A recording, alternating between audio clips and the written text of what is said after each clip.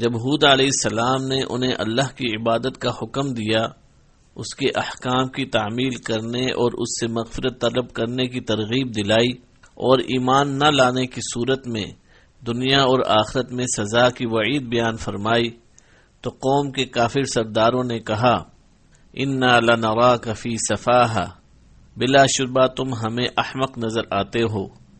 سورہ اعراف آیت نمبر 66۔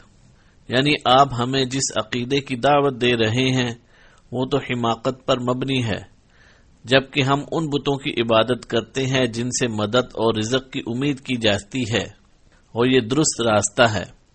علاوہ ازیں ہمارا یہ خیال ہے آپ جو کہتے ہیں کہ آپ کو اللہ نے بھیجا ہے، آپ کا یہ دعویٰ جھوٹا ہے۔ تو ہود علیہ السلام نے فرمایا، ترجمہ: بھائیو، مجھ میں حماقت کی کوئی بات نہیں، بلکہ میں رب العالمین کا پیغمبر ہوں۔ سورہ اعراف آیت نمبر 67۔ یعنی حقیقت میں وہ نہیں جو تم گمان کرتے ہو یا عقیدہ رکھتے ہو، بلکہ ترجمہ: میں تمہیں اللہ کے پیغام پہنچاتا ہوں اور تمہارا امانت دار خیر خواہ ہوں۔ سورہ اعراف آیت نمبر 68۔ پہنچاتا ہوں سے یہ ظاہر ہوتا ہے کہ اصل پیغام میں جھوٹ نہیں بولا گیا، نہ اس میں کمی بیشی کی گئی ہے، اور اس لفظ میں یہ مفہوم بھی ہے کہ پیغام مختصر، فصیح اور جامع و معنی عبارت کے ذریعے سے پہنچایا گیا ہے، جس میں کوئی غموض، اختلاف اور تناقض نہیں۔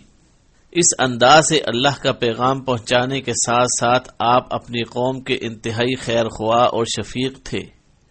آپ کی خواہش تھی کہ قوم کو ہدایت نصیب ہو جائے، اسی لیے وہ ان سے کسی اجرت یا معاوضے کا مطالبہ نہیں کرتے تھے، بلکہ خالصتاً اللہ کی رضا کے لیے اور مخلوق کی خیر خواہی کے جذبے سے انہیں اللہ کی طرف بلاتے تھے۔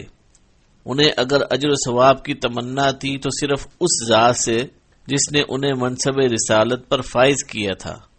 اس لیے انہوں نے فرمایا، ترجمہ: میری قوم، میں اس وعظ و نصیحت کا تم سے کچھ صلہ نہیں مانگتا، میرا صلہ تو اس کے ذمے ہے جس نے مجھے پیدا کیا، بھلا تم سمجھتے کیوں نہیں؟ سورہ ہود آیت نمبر 51۔ یعنی کیا تمہارے پاس عقل نہیں جس سے تم یہ بات سمجھ سکو کہ میں تمہیں واضح حق کی طرف بلا رہا ہوں، جس کی گواہی تمہاری فطرت بھی دیتی ہے؟ یہ وہی سچا دین ہے جسے اللہ نے نوح علیہ السلام کو دے کر مبعوث فرمایا تھا اور آخرکار ان کے مخالفین کو تباہ کر دیا تھا، بلکہ میں اسی اللہ سے اجر و ثواب کا طالب ہوں جو ہر قسم کے نفع اور نقصان کا مالک ہے۔ سورہ یاسین میں جس مرد مومن کا ذکر ہے اس نے بھی یہی کہا تھا، ترجمہ: ایسے لوگوں کے پیچھے چلو جو تم سے صلہ نہیں مانگتے اور وہ سیدھے راستے پر ہیں، اور مجھے کیا کہ میں اس کی پرستش نہ کروں جس نے مجھے پیدا کیا، اور اسی کی طرف تم کو لوٹ کر جانا ہے۔ سورہ یاسین آیت نمبر 21-22۔ آپ کی قوم نے نہ صرف آپ کی نبوت کا انکار کیا بلکہ یوم آخرت کو بھی محض جھوٹ تصور کرتے تھے۔ اللہ تعالیٰ نے ان کے باطل قیاسات کو یوں بیان فرمایا ہے، ترجمہ: ان کی قوم کے سردار جو کافر تھے اور آخرت کے آنے کو جھوٹ سمجھتے تھے، اور دنیا کی زندگی میں ہم نے ان کو آسودگی دے رکھی تھی، کہنے لگے یہ تو تمہارے جیسا آدمی ہے، جس قسم کا کھانا تم کھاتے ہو اسی طرح کا یہ بھی کھاتا ہے، اور جو پانی تم پیتے ہو اسی قسم کا یہ بھی پیتا ہے، اور اگر تم نے اپنے ہی جیسے آدمی کا کہا مان لیا تو گھاٹے میں پڑ جاؤ گے۔ کیا یہ تم سے یہ کہتا ہے کہ جب تم مر جاؤ گے اور مٹی ہو جاؤ گے اور استخوان یعنی ہڈیوں کے سوا کچھ نہیں رہے گا تو تم زمین سے نکالے جاؤ گے؟ سورہ مؤمنون آیت نمبر 33-35۔ وہ لوگ اس بات کو بعید از قیاس اور خلاف عقل تصور کرتے تھے کہ اللہ تعالی کسی انسان کو رسول بنا کر مبعوث کر سکتا ہے۔ قدیم و جدید کے اکثر جاہل کفار یہی شبہ پیش کرتے رہے ہیں، جیسے ارشاد باری تعالی ہے، ترجمہ: کیا لوگوں کو تعجب ہوا کہ ہم نے انہی میں سے ایک مرد کو حکم بھیجا کہ لوگوں کو ڈر سنا دو؟ سورہ یونس آیت نمبر 2۔ اور اسی کی بابت مزید فرمایا۔ ترجمہ: اور جب لوگوں کے پاس ہدایت آ گئی تو ان کو ایمان لانے سے اس کے سوا کوئی چیز مانے نہ ہوئی کہ کہنے لگے کہ کیا اللہ نے آدمی کو پیغمبر بنا کر بھیجا ہے؟ کہہ دو کہ اگر زمین میں فرشتے ہوتے کہ اس میں چلتے پھرتے اور آرام کرتے یعنی بستے تو ہم ان کے پاس فرشتے کو پیغمبر بنا کر بھیجتے۔ سورہ بنی اسرائیل آیت نمبر 94-95۔ اللہ تعالیٰ نے سرداران قوم کی بات نقل کرتے ہوئے فرمایا۔ ترجمہ: کیا وہ تم سے یہ کہتا ہے کہ تم مر جاؤ گے اور مٹی ہو جاؤ گے اور ہڈیوں کے سوا کچھ نہیں رہے گا تو تم زمین سے نکالے جاؤ گے؟ جس بات کا تم سے وعدہ کیا جاتا ہے بہت بعید ہے۔ زندگی تو یہی ہماری دنیا کی زندگی ہے کہ اس میں ہم مرتے اور جیتے ہیں اور ہم دوبارہ نہیں اٹھائے جائیں گے۔ یہ تو ایک ایسا آدمی ہے جس نے اللہ پر جھوٹ افترا کیا ہے اور ہم اس کو ماننے والے نہیں۔ پیغمبر نے کہا کہ اے پروردگار، انہوں نے مجھے جھوٹا سمجھا ہے، تو میری مدد کر۔ سورہ مومنون آیت نمبر 35-39۔ وہ قیامت کو عقل کے خلاف سمجھتے تھے اور جسم کے مٹی اور ہڈیوں کی صورت میں تبدیل ہو جانے کے بعد دوبارہ زندہ ہو جانے کو تسلیم نہیں کرتے تھے۔ وہ کہتے تھے۔ ترجمہ: زندگی تو یہی ہماری دنیا کی زندگی ہے کہ اس میں ہم مرتے اور جیتے ہیں اور پھر نہیں اٹھائے جائیں گے، یعنی بعض لوگ مر جاتے ہیں اور دوسرے پیدا ہو جاتے ہیں، مرنے والے زندہ نہیں ہو سکتے۔ دہریہ اور بعض جاہل زندیقوں کا یہی عقیدہ ہے۔ تناسخ کا عقیدہ رکھنے والے کہتے ہیں کہ مرنے والے 36,000 سال بعد دوبارہ اسی دنیا میں آ جاتے ہیں۔ یہ ساری باتیں جھوٹ، کفر، جہالت اور گمراہی پر مشتمل ہیں۔ یہ غلط اقوال اور فاسد خیالات ہیں جن کی کوئی دلیل نہیں۔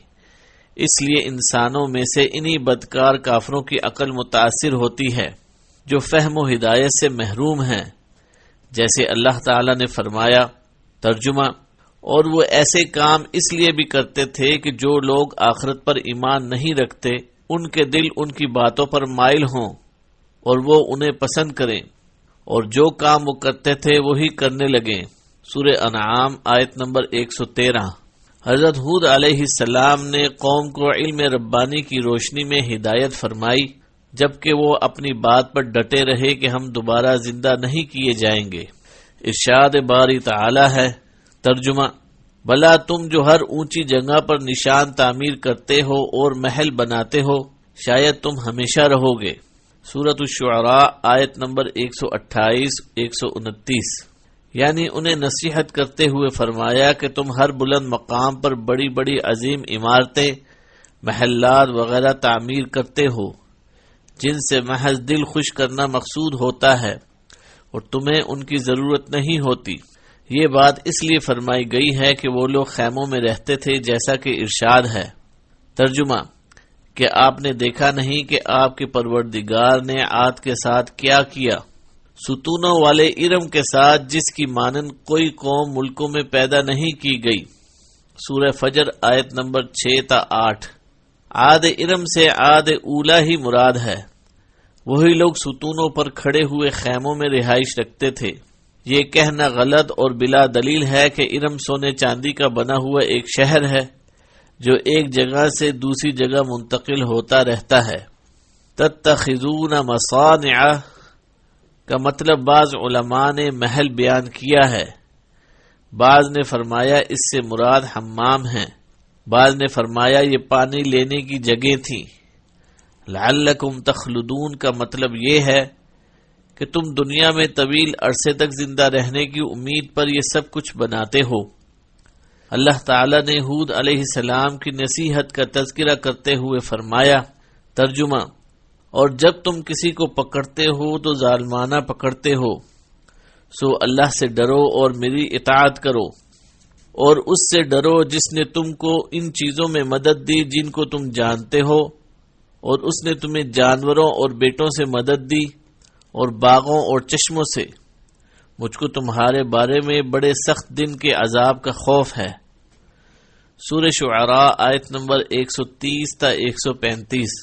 ان لوگوں نے جواب میں کہا ترجمہ: خواہ نصیحت کرو یا نہ کرو ہمارے لیے یکساں ہے، یہ تو اگلے لوگوں ہی کے طریق ہیں اور ہم پر کوئی عذاب نہیں آئے گا۔ سورہ شعراء آیت نمبر 136 تا 138۔ لفظ خلق خا کی زبر سے خلق بھی پڑھا گیا ہے اور پیش سے خلق بھی۔ زبر کی صورت میں اس کا مطلب ہوگا کہ یہ پہلے لوگوں کی گڑی ہوئی باتیں ہیں، یعنی آپ جو باتیں سناتے ہیں یہ خود آپ کی بنائی ہوئی ہیں، جنہیں آپ نے گزشتہ زمانے کی کتابوں سے اخذ کیا ہے۔ متعدد صحابہ رضی اللہ عنہم و تابعین رحمہ اللہ علیہم نے اس لفظ کا یہی مطلب بیان کیا ہے۔